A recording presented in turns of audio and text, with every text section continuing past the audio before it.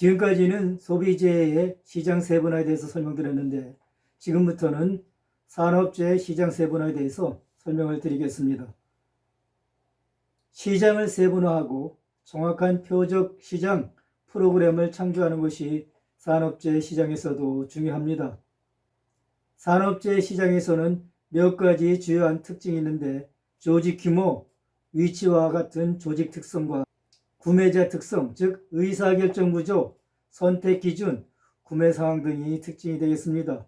우선 조직 특성에서는 조직 규모, 지리적 위치, 산업 유형에 따라서 세분화 기준을 설정합니다. 조직 규모는 조직 규모 측면에서 규모에 의한 조직 집단화는 계획, 전달, 사용률이나 주문 규모와 같은 구매 특징을 기준으로 합니다.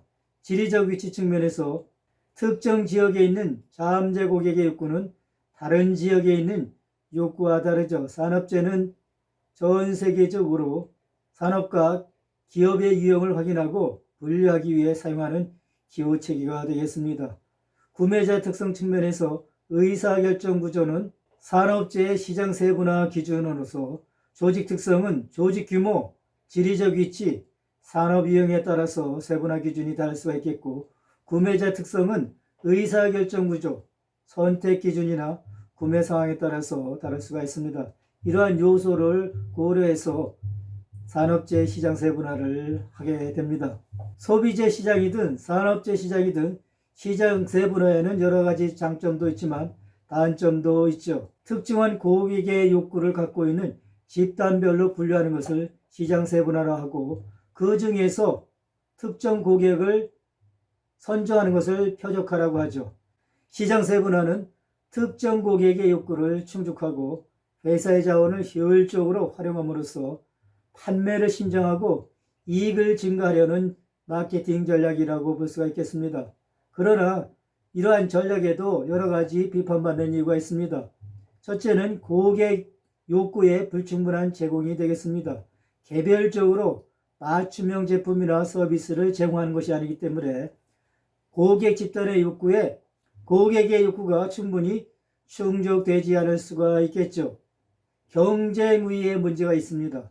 세분화는 경쟁 우위와 어떻게 연결되어 있는지에 대한 고려가 충분하지가 않습니다. 제품 차별화는 경쟁력 있는 제품이나 서비스를 개발할 필요와 명확하게 연결되어 있지만, 시장 세분화는 제품이나 서비스를 경쟁자와 차별하는 기준으로 세분화를 강조하는 경향이 아니죠. 따라서 시장 세분화는 경쟁 우위를 부각하는데 충분하지 못하다고 할 수가 있겠습니다.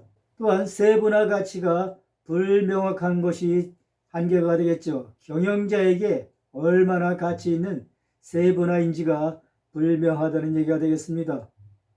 다음으로는 설정 과정이 불명하다는 점이 되겠습니다.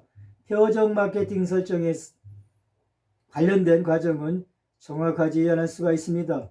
이럴 때 세분화 계획은 실패하게 되죠. 세분화 계획을 실행할 때 여러 가지 장애물이 있는데 이러한 장애물을 극복하지 못하기 때문에 B2B 시장의 세분화 계획은 자주 실패할 수가 있습니다. 이것은 하부 구조 장벽, 공정 문제, 구현 장벽을 포함합니다. 하부 구조 장벽은 세분화 과정을 시작부터 방해하는 문화, 자원의 구조와 이용 가능한 자원 등이 되겠습니다. 다음은 표적 시장의 선정이 되겠습니다. 시장 세분화는 공통된 욕구를 갖고 있는 집단별로 분류하는 것이고, 표적 시장은 그 중에서 고객의 욕구를 충족할 수 있는, 고객의 욕구를 회사가 가장 잘 충족할 수 있는 고객 집단을 선정하는 것을 말하죠. 세부 시장이 확인되면 기업은 표적 마케팅 방법을 선택하게 됩니다. 표적 마케팅, 표적 시장 마케팅은 기업이 소비자의 욕구와 필요에 따라서 시장을 몇 개로 세분하고 각기 다른 마케팅 믹스를 제공하는 것이 되겠습니다. 이러한 전략에는 네 가지가 있는데 비차별 마케팅, 차별화 마케팅, 집중화 마케팅과 맞춤 마케팅이 있습니다. 비차별 마케팅은 전체 시장을 단일 시장으로 보고 마케팅 믹스를 단일 마케팅 믹스를 제공하는 것을 말하고, 차별화 마케팅은 시장을 고객의 욕구별로 집단화하고 거기에 맞는 마케팅 믹스를 각각 적용하는 것을 말합니다. 세분 시장 1위 유아용 패션 시장, 세분 시장 2가 대학생 패션 시장, 세분 시장 3가 직장인 집단이라고 가정할 경우에는 각각에 맞는 제품을 제공하는 것이 차별화 마케팅이라고 할 수가 있겠습니다. 집중화 마케팅은 우리 회사가 유아용, 대학생용, 직장인을 상대로 한 패션 시장에 전부 진출하는 것이 아니라 대학생용 패션 시장에 진출한다고 가정했을 경우에는 대학생에 맞는 패션을 제공하는 것이 집중화 마케팅이 되겠습니다. 맞춤 마케팅은 개별적인 욕구를 충족하는 주문형 마케팅 믹스를 제공한다라고 설명을 드릴 수가 있겠죠. 이처럼 시장의 마케팅 전략에서는 비차별 마케팅, 차별화 마케팅, 집중화 마케팅 및 맞춤 마케팅 네 가지로 구분할 수가 있겠습니다. 더 세부적으로 설명드리면 비차별 마케팅은 시장에 존재하는 고객의 욕구나 필요의 차이를 무시하고 공통점에 중점을 두어 전체 시장을 단일 제품과 단일 마케팅 프로그램을 공략하는 대량 마케팅 전략이 되겠습니다. 즉, 전체 시장의 고객의 욕구가 동일하다고 가정하고 동일한 욕구를 충족하기 위한 단일 제품, 단일 마케팅 프로그램을 제공하는 것을 말하죠. 기업이 표준화된 제품을 취급하는 비차별 마케팅의 이점은 제조, 촉진과 유통에서 엄청난 비용의 경제에 대한 기회를 제공할 수가 있습니다. 즉, 비용을 절감할 수가 있다는 얘기가 되겠죠. 차별화 마케팅은 전체 시장을 여러 개의 세분 시장으로 나누고 각 세분 시장에 상이한 욕구에 적합한 마케팅 믹스를 활용하는 것입니다. 고객의 욕구별로 집단화하고 각 집단별로 그 집단에 적합한 마케팅 믹스를 제공하는 것을 말하죠. 시장의 경쟁 강도가 점점 증가하고 정교화되기 때문에 비차별 마케팅이 감소될 수가 있습니다. 이러한 환경에서 기업은 더 넓은 시장의 영역을 목표로 하는 제품을 출시할 기회가 상당히 감소가 되죠. 시장의 경쟁 강도가 심화되고 정교화되는 시장의 탈대중화 현상이 증대함에 따라서 제품 다양성 마케팅과 표적 마케팅의 전략이 점점 중요하다고 볼 수가 있습니다.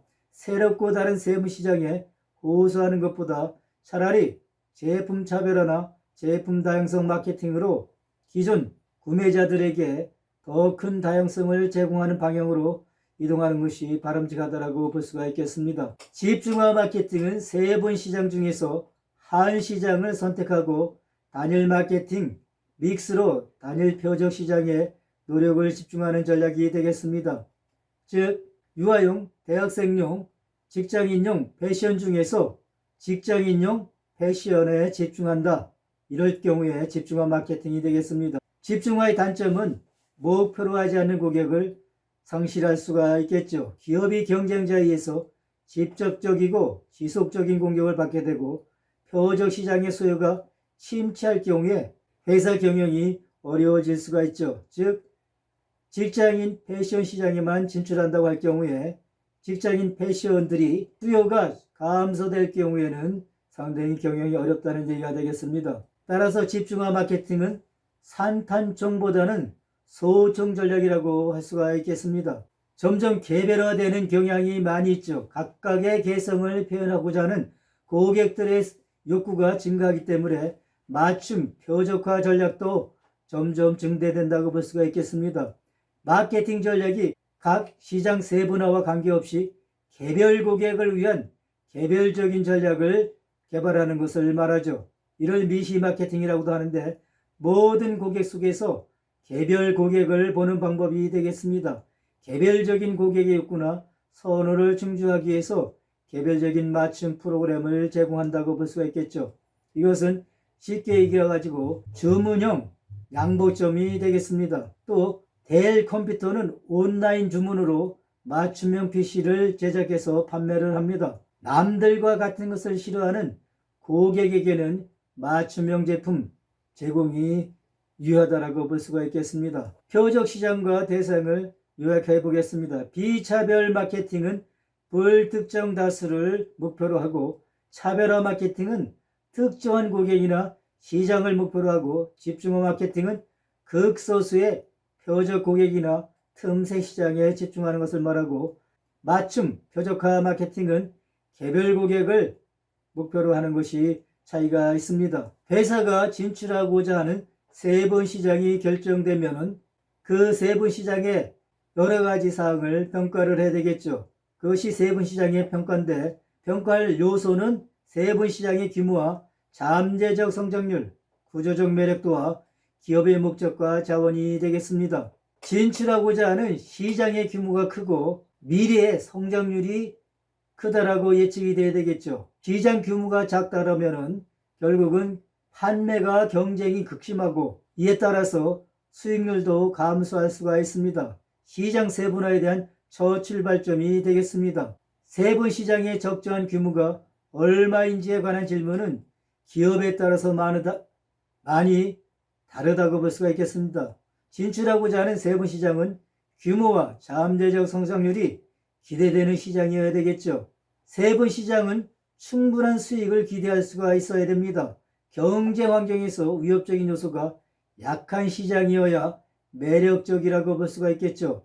경쟁이 치열하게 되면 결국은 가격 경쟁으로 치달을 수 있고, 가격 경쟁은 수익의 악화가 될 수가 있습니다. 세분 시장의 수익성은 5가지 주요 요인에서 영향받는데, 이는 산업의 경쟁자와 시장 경쟁자의 위협, 시장의 잠재적 진입자, 대체제 위협, 구매자의 상대적 교섭력, 그리고 공급자의 상대적 교섭력이 되겠습니다. 이것은 중간고사에서도 출제된 바가 있는데, 마이클 포터 교수의 5가지 힘이 되겠죠. 시장의 매력도를 요약하면 시장 요인과 경쟁 요인 2가지로 분류할 수가 있습니다. 시장 요인에서는 시장의 규모, 시장의 성장률, 시장의 수익률이 되겠고, 경쟁 요인으로서는 5가지 힘, 기존 경쟁자, 신규 진입자, 대체제, 공급자와 구매자가 되겠습니다. 세분 시장의 매력도를 평가하는 또 다른 요소로서는 세분 시장의 안전성, 수익성과 자사와의 적합성이 되겠습니다. 세분 시장의 안정성은 시간의 경과에도 안정적인 세분 시장의 욕구가 있고, 사명의 적합성은 회사의 사명이나 목표가 특정 세분 시장과 일치하는 정도가 되겠죠. 회사의 사명과 다른 그러한 제품을 소비자들에게 제공할 수는 없겠죠. 또 평가할 수 있는 다른 요소로서는 단일 제품을 전체 시장에 제공할 것인지, 제품 범주가 다중 세분 시장이나 단일 세분 시장에 제공할 것인지, 또는 한 제품을 한 세분 시장에 제공할 것인지를 결정해야 합니다. 어떠한 결정이든 전략은 세분 시장의 욕구를 충족하고 경쟁 전략과 이용할 수 있는 자원과 관련해서 회사의 능력을 반영해야 합니다. 세분 시장과 기업의 장기적 목표 간의 적합성의 정도를 찾아야 하는데, 세분 시장이 법적인 규제와 일치하고 사회의 이론과 기업의 이미지를 훼손해서는 안 되겠습니다. 기업의 자원과 기술이 세분 시장에 부합되어야 합니다. 이러한 기업의 자원, 역량과 기술이 세분 시장에 적합할 때 매력적인 시장이라고 볼 수가 있습니다. 시장 유형의 결정에 대해서 설명드리겠습니다. 시장 유통 범위는 주어진 시장에서 특정한 회사의 브랜드를 판매하는 활동적인 도소매점의 수가 됩니다. 유통 범위는 유통의 강도로서 표적 영역 내에서 제조자가 사용하는 중개자의 수가 되죠. 도소매점의 수이거나 또는 중개자의 수로 표현할 수가 있겠습니다. 시장 유통 범위는 특정한 시장 내에서 소비자의 욕구를 가장 잘 만족할 수 있는 소매상의 수를 결정할 때 사용됩니다. 유통은 경로 활동의 수준, 세분화 접근, 유통되는 제품의 성격, 표적 시장의 특성과 규모와 일치해야 합니다. 표적 시장 선택에 5가지 유형이 있는데, 단일 세분 시장 집중, 선택적 전문화, 시장 전문화, 제품 전문화와 집약적 전문화 등이 있습니다. 이러한 5가지 시장 중에서 어떠한 시장을 선택하는가? 회사는 이러한 중요한 의사결정을 해야 되겠죠. 시장 선택의 유형을 도표로서 설명을 드리겠습니다. 첫 번째는 단일 세분 시장에 집중하는 건데, 특정한 제품을 특정한 시장에 집중하는 것이 되겠습니다. 즉 하나의 제품으로 하나의 시장에 집중하는 것이 되겠죠. 중소기업은 소비자 기호의 급격한 변화나 거대한 경쟁자의 진입에 취약하기 때문에 잠재적으로 고위험 전략이 되지만, 집중화 마케팅은 제한된 자금의 소기업에게는 매력적이라고 볼 수가 있겠죠. 강력한 시장지위, 전문가 평판과 평균 이상의 수익을 개발할 수가 있습니다. 회사가 강력한 시장 위치, 세분 시장의 특별한 욕구, 특별한 명성과 리더십 위치를 갖고 있을 때 단일 세분 시장 집중을 적용할 수가 있겠습니다. 선택적 전문화는 여러 가지 제품 가지고 여러 시장에 진출하는 것을 말하겠습니다. 즉 기업이 한 세분 시장에 집중하는 것이 아니라 몇 개의 매력적이고 적절한 세분 시장에 진입함으로써 위험을 분산할 수 있는 그런 전략이 되겠습니다. 수익성이 있는 몇 개의 세분 시장에 상이한 제품을 생산, 판매하는 것이 되겠습니다. 이것은 시너지 효과는 그리 크지 않지만 위험의 분산 효과가 있을 수가 있겠죠. 시장 전문화 전략은 기업이 어떤 특정 고객 집단에 여러 가지 욕구를 충족시키는데 집중하는 전략입니다. 즉 표적 집단의 모든 관련된 제품을 공급하는 특별한 시장 분할이 되겠습니다. 예를 들면 TV, 냉장고, 세탁기와 에어컨 같은 모든 가정용 전기 제품을 제조하는 전략이라고 볼 수가 있겠죠. 또 다른 예로서는 치과 병원을 위한 치과 재료를 생산하여 판매하는 경우가 되겠습니다. 특정 고객 집단을 대상으로 다양한 제품을 제공하기 때문에 소비자 집단에 의한 위험이 있을 수가 있습니다. 제품 전문화는 기업이 다양한 표적 시장에 동일한 제품으로 출시하는 집중적인 전략이라고 볼 수가 있겠습니다. 즉, 단 하나의 제품군을 모든 소비자의 계층에 생산, 판매하는 경우가 되겠습니다. 제품 전문화는 제품 영역 안에 있는 고객의 강력한 회상을 전제로 합니다. 전문적인 기업으로 평판을 얻을 수 있지만 다양한 시장을 대상으로 단일 제품을 제공하는 것이기 때문에 단일 제품에 대한 수요 부족의 위험이 있는 것이 한계라고 볼 수가 있겠죠. 집약적 전문화는 전체 시장 유통 범위 전략입니다. 즉 모든 소비자 집단에게 필요한 제품의 전체 범위를 제공하는 전략으로 비용이 가장 크게 소요되는 전략이라고 볼 수가 있습니다. 매우 큰 회사만이 전체 시장 유통 범위 전략을 수행할 수가 있겠죠. 전체 시장 대상 전략은 단일 상품으로 모든 시장에서 마케팅 활동하는 비차별화 마케팅과 모든 시장에 대해 각기 다른 상품을 제공하는 차별화 마케팅이 있습니다. 비차별화 마케팅은 구매자들 간의 차이보다 기본적인 구매자 욕구에 집중하는 것이죠. 차별화 마케팅은 회사가 몇 개의 세분 시장에 각기 다른 프로그램을 계획하는 것이 차이가 있습니다. 그러나 차별화 마케팅의 비용이 더 높은 요소는 제품 수정 비용, 제조 비용, 관리 비용, 재고 비용과 촉진 비용이 들기 때문에 회사는 시장을 세분화하는 것에 대해서 신중하게 의사결정을 해야 합니다. 이렇듯 시장 결정을 할 때 신중하게 해야 한다고 했었는데 어떠한 사항을 고려해야 되는지를 살펴보겠습니다. 현재 전략의 성격, 시장 세분화는 회사가 취하는 광범위한 전략적 의사결정에 따라서 선택을 하게 됩니다. 예를 들면 시장에서 차별화 포지션을 위치를 유지하는 동안 관련 분할 시장의 수에서 유연성을 유지할 필요가 있습니다. 집중된 기업은 소수의 분할 시장에 더 많이, 더 밀접하게 접근하고 일찍 더 세분화된 부분을 예측하고 동화해야 합니다. 집중화에 의한 시장 전략의 실패는 핵심 시장에서 경쟁자의 공격에 매우 취약한 상태로 남게 된다는 점이죠. 조직의 자원과 역량이 되겠습니다. 선택된 세분 시장 내에 있는 고객의 욕구가 적절하게 제공할 수 있기 때문에 자원과 역량을 확인할 필요가 있습니다. 또한 상대적인 매력도의 측정으로 분할 시장을 서열하는 것도 필요하다고 볼 수가 있겠죠. 많은 틈새 시장의 확실한 매력은 가격과 수익이 되겠죠. 즉 높은 가격을 받을 수 있고 높은 가격으로 인해서 수익이 향상된다고 볼 수가 있겠습니다.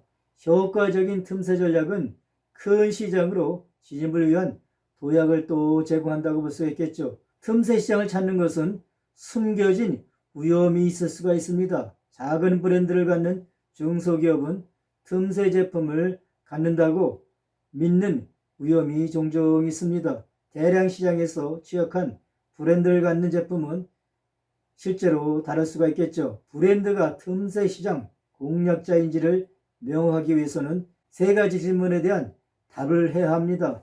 첫째, 틈새를 인식하는 것이 지나친 상상인가? 둘째, 틈새 제품이 실제로 독특하고 특징의 소비자 집단에 강하게 호소하는가? 셋째, 제품은 추가적인 가격으로 평가되고 평균 이상의 수익을 제공하는가?